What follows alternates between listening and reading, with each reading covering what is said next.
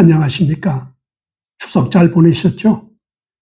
저도 이곳 영국에서 추석을 잘 보냈습니다. 추석을 보내고 나니 갑자기 날씨가 쌀쌀해지고 있습니다. 어둠이 일찍 찾아옵니다. 낮이 짧아졌다는 이야기입니다. 이제 가을이 깊어진 것이죠. 건강관리 잘 하시기를 바랍니다. 오늘은 여러분과 교회가 사회 문제를 다룰 수 있을까 하는 문제를 여러분과 함께 공유하고자 합니다.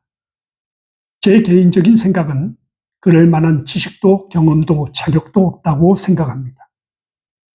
그럼 세상 학문을 한 지식인들은 경험과 지식이 있을까요? 글쎄요, 그들도 다를 바가 없다고 생각합니다. 최근 11조 헌금, 또 거기다가 불륜설이 끊이지 않고 있습니다. 유튜브 상에 그렇다는 얘기입니다.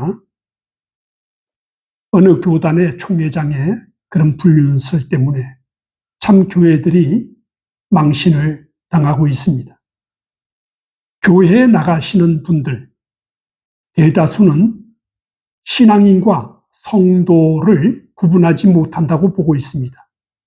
또 믿음과 사랑도 무슨 의미인지를 알지를 못한다라는 것이 제 개인적 생각입니다. 죄송합니다. 오늘날 이 교회들이 어떤 교단에서는 반려동물 추모 예배까지 한다는 그런 기사를 읽었습니다. 남미가 망하기 전에 어떤 현상이 일어났느냐 하면은 해골상을 숭배하는 그 짓을 종교들이 하고 있습니다. 그 짓을. 남미는 회복이 불가능합니다. 믿으시기를 바랍니다.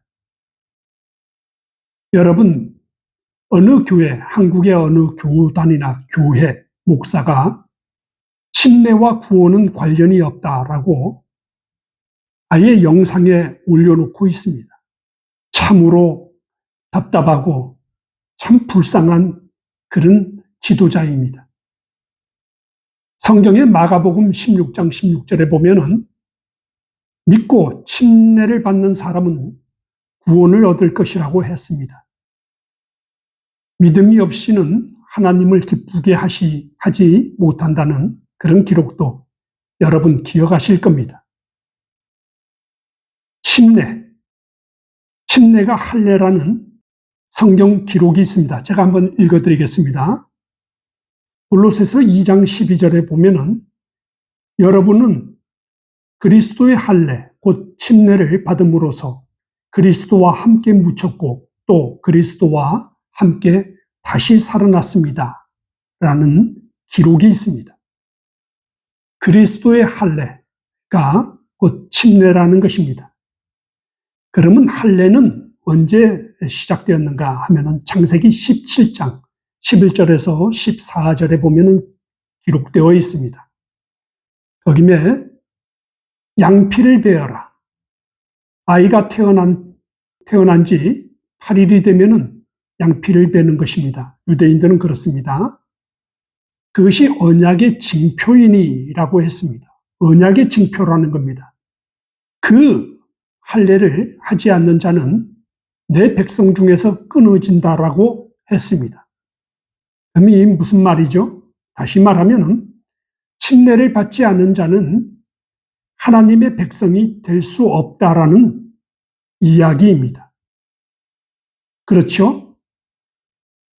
그리스도와 함께 장사 지낸다, 묻혔다, 그리고 그리스도와 함께 다시 살아난다, 부활을 말하는 것이죠. 골로새서 2장. 이들이 그리스도인입니다. 이들이 다른 말로 성도라고 하는 것입니다.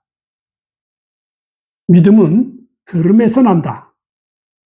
믿음은 들음에서 난다.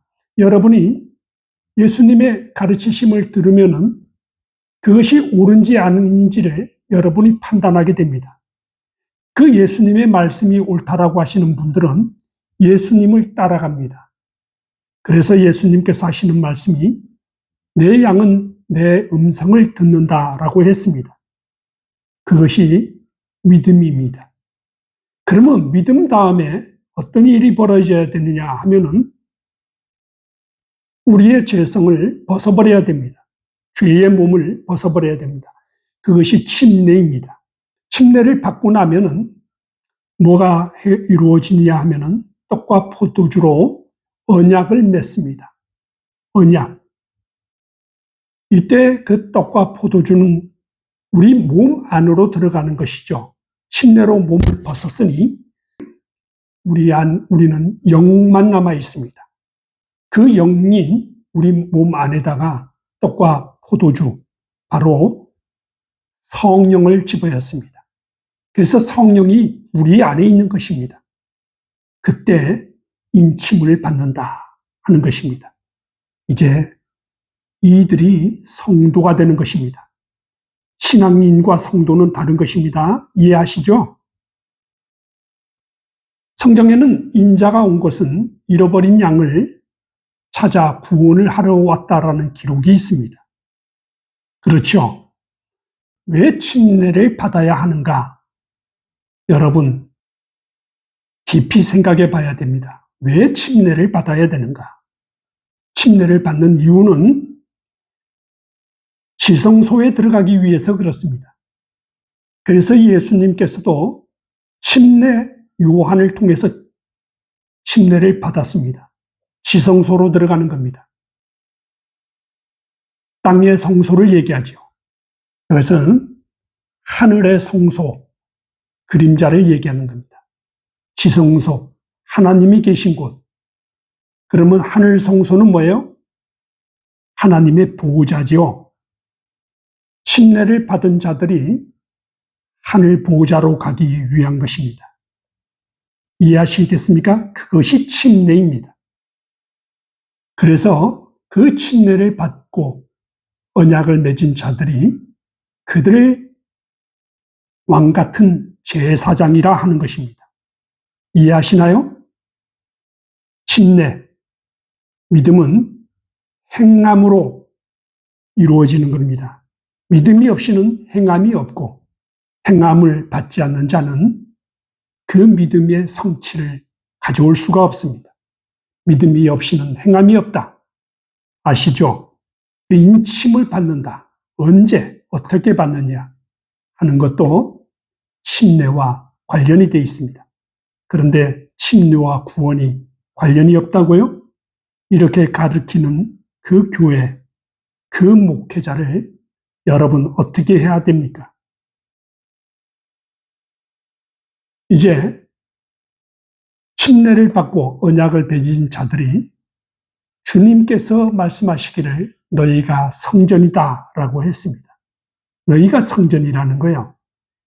그러면 어떻게 우리가 성전이냐 하는 것은 요한계시록 21장 1절에 보면은 처음 하늘과 처음 땅과 바다가 사라졌다라는 기록이 있습니다.